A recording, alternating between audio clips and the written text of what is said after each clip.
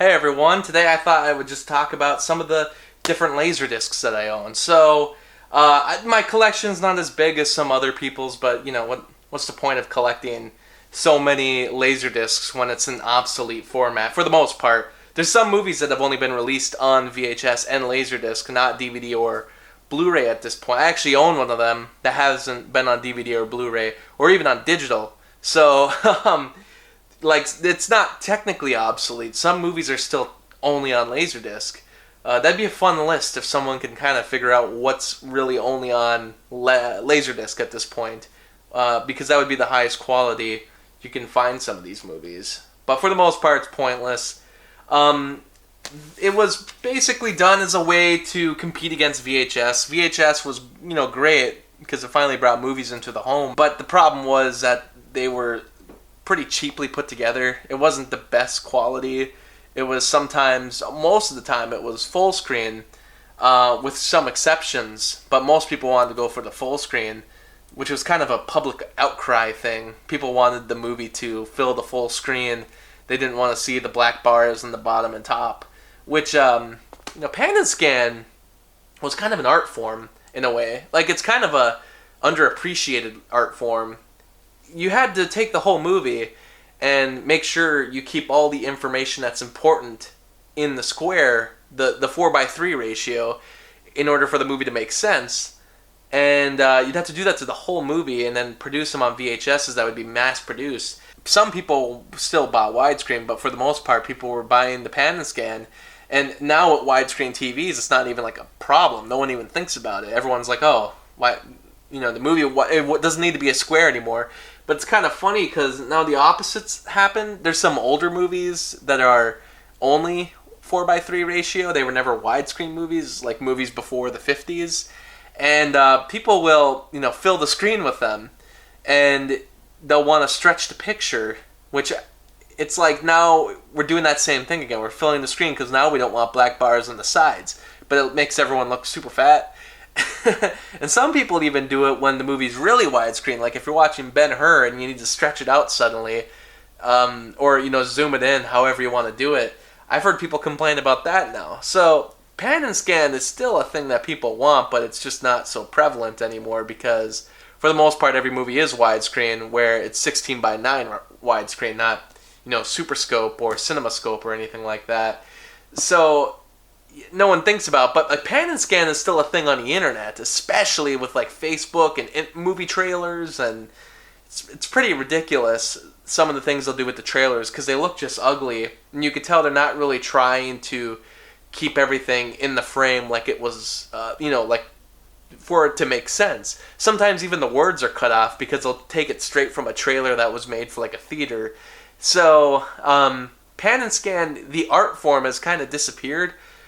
There's people online who use it a little better, like on TikTok, some YouTube videos, Vine especially. Like they used to do it a little better because they're doing it for like comedic purposes, and so the art form is still there in a way. But for the most part, movie studios have been doing it for like trailers on Facebook and Twitter, and keeping it a square so it fills up as much of your iPhone as possible. And it's ugly the way they put it together. So pan and scan's a little underappreciated. This is a pan and scan version of Back to the Future. Now that we're talking about LaserDisc, which just the pictures that you would see on a VHS normally, but then they would blow it up and put it on the LaserDisc.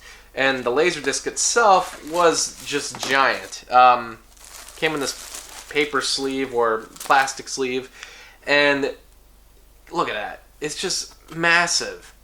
And you would think with something this big, they're like, oh, you could probably fit like, I don't know, like 20 movies on this. But no, actually, this is only one movie, and it fills both sides. So, yeah, great technology in that it was the highest quality way to watch a movie at the time. But realistically, this is kind of stupid. Like, that it fills up this much. It takes this much room to fit one movie, and even then, it's still not enough. And some of these are multiple discs. A lot of them are 2-disc LaserDiscs. So even then, like, you need more room. It's about the size of a record if you want to like compare. It's basically the size of a record. If I take out my yellow Eldorado record right here. You can see the different sizes of them. And yeah, so just ginormous. And trying to collect these is pretty crazy. Like, I guess people don't complain about how much space a record collection can take up if you know how to store it properly, but man, I still have issues trying to find a good way to store my LaserDiscs, and even then I don't really have a spot to show them off anymore because it's just you're running out of room, and it's not like I'm ever really going to be pulling these out. Well, actually, let me show you, because I don't even keep the player out. This player just stays under my bed for the most part. I actually have two of these, randomly enough. But, like, here's the machine, and you start it up, and you have the disc player come out, and it's just, look how big that is. It's just crazy. This doesn't even really fit on my TV stand over there, so it doesn't really have a place to go. And what am I going to keep it out for? What, for watching the one movie I have on LaserDisc? There's no point. They have a smaller spot here for CDs, because this was a CD player too. And then they have a second section here, which is for like a medium-sized disc between CD and LaserDisc. There's something in the middle there. I don't know if that's supposed to be for like a smaller LaserDisc, but I've never seen like a smaller LaserDisc. Not like those, like smaller records. But if you watch it go in, you slide it in, and then you watch the movie. My player plays both side A and side B, so I don't have to flip the disc. Some of these players, you can only play on one side, so once the movie got to halfway through, you'd have to take the disc out and flip it over.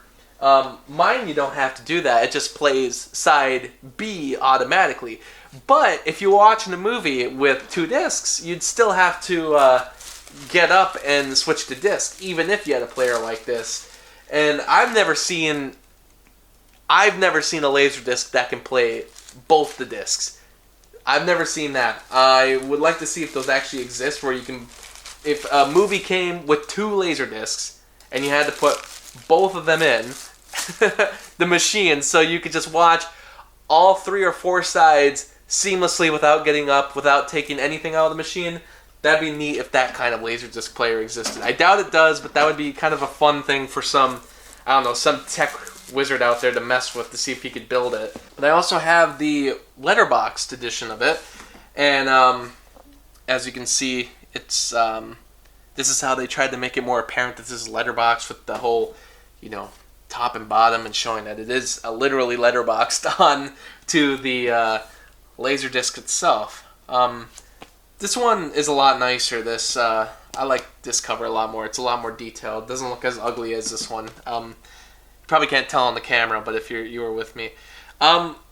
It's funny that in the corner it says digital LaserDisc, but from what I understood, LaserDisc was not a digital format. It was actually a analog format, unless, something changed over time. This is a extended play version. The extended play versions were the ones where you could actually you could play it scene by scene. Like, you could pause it and do frame by frame. Actually, you could do a movie frame by frame if you wanted, if you had the extended play discs.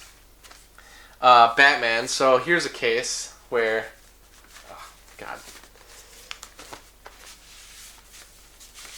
So here's a case where it was 2 discs. It took 2 discs to fit Batman. But not only that, one side, second side, and then the third side. But the fourth side didn't have any movie on it. It only took 3 sides, but it still took 2 discs. You can see on here that they put the details there about, side 1, side 2, side 3.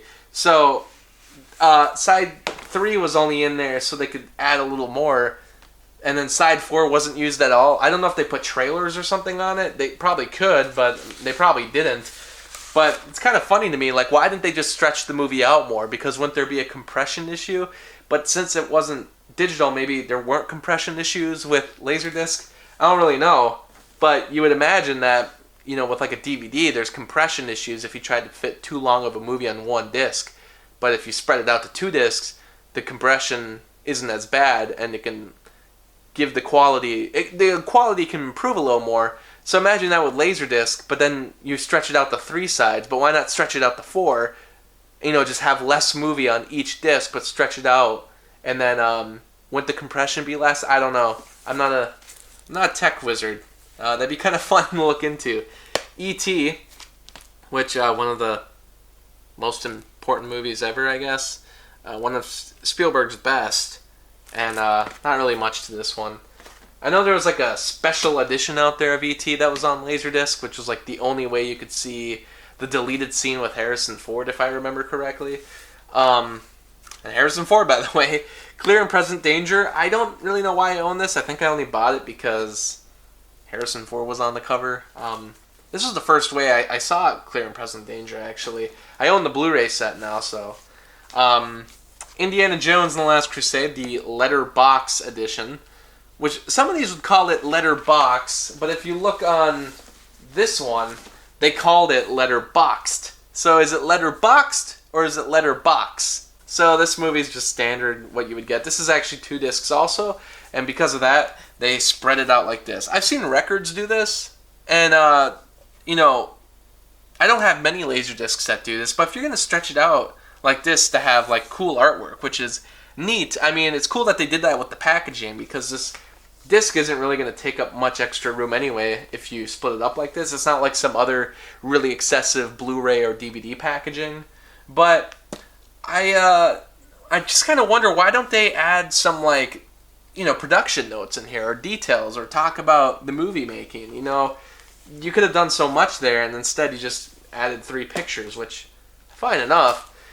But still, so much more you could do. Iron Will, this is kind of a random one to own, but they actually made this movie in my area that I live in. If you see these rocks here and the trees, I kind of actually know where that spot is, a little bit. And it looks very much like Minnesota, if you've ever been here. These mountains here are not Minnesota. I believe they filmed those scenes in Montana, so that is not us. Even for the story itself, I don't know if there was anywhere in the original story where there's mountains, but they wanted the movie to look a little cooler, and granted, those scenes are the better looking scenes. This movie's not that great, but I wanted to own it, and it's a letterbox version, which is kind of neat. Here's the Jurassic Park letterboxed version, and I'd have to imagine that this was the 90s at this point, and this was probably LaserDisc at its height, and maybe every movie at this point was being released only in widescreen, because I don't know if Jurassic Park exists on LaserDisc, not in widescreen. Correct me if I'm wrong, but at this point, I'd imagine only really filmmakers were really going for LaserDisc, because VHS was dominating. I mean, more people were buying it, so people who were buying LaserDisc were probably people who were just straight up rich and didn't care, or people who really, really loved movies. And this one was probably one of the highest grossing ones, because it was probably the first way you could see this monumental film the best way possible, plus those special effects, which I'm sure some people really wanted to see how seamless they really were, going frame by frame through it. And here's the spread of it, which, same problem as that Indiana Jones one. This one's a little cooler, but once again, you don't put production notes in there. Why not? Have some fun with it. Patriot Games, Harrison Ford. It's a widescreen edition.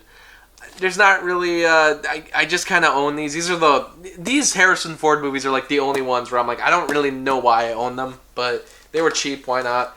But I'm trying to not buy as many.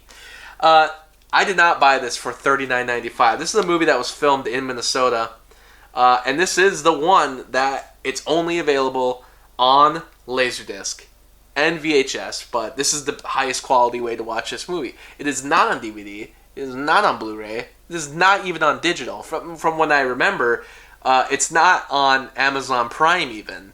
So there's not really a way to watch this movie unless you find an illegal download. But if I find one on like Putlocker or some streaming site, I'd imagine it has to be sourced from the LaserDisc, because this is probably, I don't know, the only high quality version out there. Return of Jafar, which, I mean, I own this on Blu-ray, but I just think it's funny that this looked so funny to me when I saw it in the store. It was such pristine condition, and it's like, man, someone bought this on LaserDisc. Like, Return of Jafar. They probably were amped for it, and then, saw the quality of the animation in high definition highest definition at the time, LaserDisc, and realized, wow, this really isn't that great compared to that other great 1992 film, is it? I kind of like this movie, so screw all ya.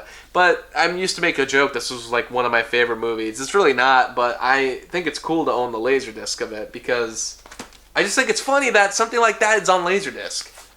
Risky Business, which some of these Warner Brothers ones were a little lazy with these generic borders. I'll show you this again, but Risky Business is a great movie. Shawshank Redemption, which this is the deluxe widescreen presentation. I don't know what deluxe means exactly. I guess seeing the movie the way it was meant to be seen, I guess that's deluxe.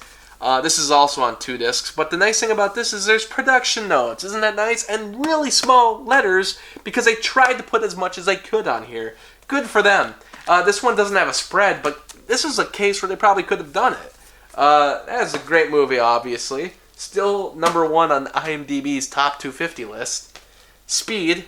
This is the only way I own this movie, by the way. I don't have the DVD or Blu-ray of this. And I actually watched this on LaserDisc. And it's a great movie. This is the widescreen edition.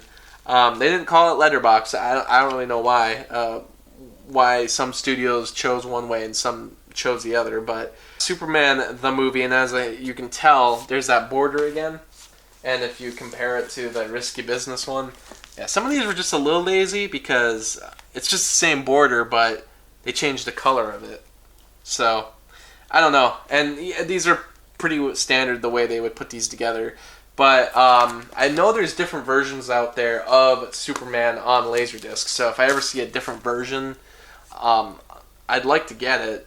I'd like the one where it was actually his logo. I think there's one out there where it's like the Superman logo that takes up most of the LaserDisc cover.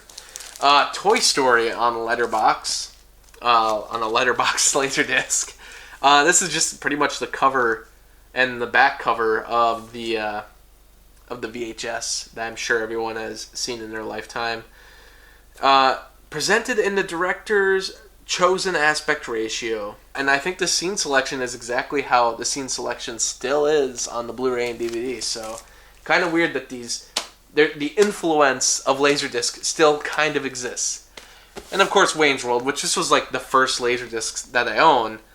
This is of course a great movie, and this is also a widescreen. So I don't own too many pan and scan LaserDiscs. Most of them are widescreen. So I guess I don't know. This really was for people who loved film, the filmmakers' format, because it was the only way you could really see them in widescreen. The only way you could see them in high quality. VHS wasn't that great, and most of them were pan and scan. But if you do want one more thing, I do have a CED. So, I only own 3 of these. The disc for it is not actually in there. This plastic shell is in there, but the disc itself is not, so I have no idea how someone even got it out of there or what they did with it. I have 2001: A Space Odyssey, but it's only part 2, so part 1... if you own a part 1, send it to me. That'd be cool. But I only found part 2, and at the time, those were the only CEDs that I owned. Capacitance electronic disc, or also called video disc. I like CED because video disc sounds too similar to the other video disc format out there called video CD, and it also kind of sounds too similar to LaserDisc. So I just call it CED because when you say CED, I know what you're talking about. Man, if you're a real G if you're saying capacitance electronic disc. I don't know how the hell this format really worked, but as far as the machine reading it, because I know that you would take it and slide it in and slide it out, and when you take it out, this part of it, this plastic shell here would be gone, and it would be in the machine. I have never seen one of these. I have only ever seen these in a thrift shop once, and it was for $200, and it came with a bunch of CEDs, and I passed on it because it was $200, and I did not have $200. I still don't really, I have $200 kind of now, but not really for a CD player. There's no point. The the LaserDisc players I got for significantly cheaper, and so like I don't know, CED players are just harder to find because I think this format just didn't last as long as LaserDisc did. But if you were actually wanting to see what it looks like in here, you could just pop those sides off very carefully, and you can see what a CED looks like. So, kind of like a record and kind of like a LaserDisc, except, you know, it's protected inside of this shell, which is actually kind of a smart idea. This is the one thing that CED gave us. It was sort of like those PSPs, where they would have the disc inside of that little plastic shell to protect the disc. And honestly, I think this was kind of a smart idea. I don't know if they would have been able to do it that well for DVDs and then later Blu-ray, but honestly, the idea of just sliding the thing in and then sliding it out and the disc thing would be gone, I think was a much smarter idea than having discs, because you would pretty much have no way of scratching it. It would always be protected, whether here or in the machine. I've only seen the machine ever ran once. One of my teachers actually had one, and I begged him to, take it out. So I was able to see one actually in action, hooked up to a TV, an old school TV too, because it wouldn't really work on a digital TV, and still the quality was just awful. So this wasn't the best format at all, and I don't know if I've ever seen a widescreen CED. I don't know if those even exist. And I think this format only really lived in the 80s. I don't think it really made it to the 90s. I'd like to look, but I'm pretty sure there's not really any movies from the 90s on CED. I don't think it made it. This competed against LaserDisc, and it died quick. Really quick. And but yet every single movie ever is on CED. Like, you can look all day and find them, but they're just much more rare because they weren't as mass-produced as LaserDiscs. LaserDiscs are starting to be a little better priced. A couple of years ago, they were like impossible to find. Like, I never found LaserDiscs anywhere, and I was constantly looking at pawn shops and the record aisles everywhere. And then recently, almost all over the place in my area, and especially actually in southern Minnesota, I'm finding them everywhere nowadays. So I think people recently who collected LaserDisc are finally dumping their collections because, at this point, there was really no reason to keep them for the last 20 years with DVD and, VHS taking over and LaserDisc pretty much dying. I'm guessing people just held on to them for the collector's aspect of it all. But 20 years in now, I'm guessing most people who collected it at the time just don't really want it anymore. People who were in their 20s or 30s probably want to just dump their collection, which, I mean, I don't know if I'll ever dump my LaserDiscs. That's why I'm not trying to grow them too much, because I'm trying to keep it to movies I really love or that are very extremely rare, like Rachel River. But for the most part, I don't really need LaserDisc in my life. It's cool, but it's pointless. But it's weird that the prices have gone down so much, because a couple of years ago, if I found them, they were expensive, but now I can find them cheap online, and especially in person. I mean, even Back to the Future, Letterboxd, a couple of years ago, finding that online was like, I don't know, it was like $30-$40, and now I found it at a store for $1. Like, it's changed. People are giving up on their collections now, which is, I mean, fine. I get it, and eventually people are going to be giving up on their DVD and especially Blu-ray collections, and I'll be there to buy it all because I still think Blu-ray is the premier format. I don't think LaserDisc is going to be coming back at all. Record players and records, people like them because there's a bit of a novelty to it, but also there is a different experience with it, and it's a different kind of sound, especially if you talk to music lovers. There's just a different sound to record players. LaserDisc, there's not really a point. The picture does look a little different. There's something a little bit smoother about it. And when people talk about that VHS look, LaserDisc kind of does have a VHS look to it in a way. But just not as scratchy or, doesn't really have as big of a chance to get ruined over time. But still, it's not like this is ever going to come back. I don't think there'll be a reemergence of the best way to watch a movie is in LaserDisc, man. I love the picture of LaserDisc. I've never really heard anybody say that. So that's my LaserDisc collection, and I hope you enjoyed this video that probably went longer than it should have. See you next time.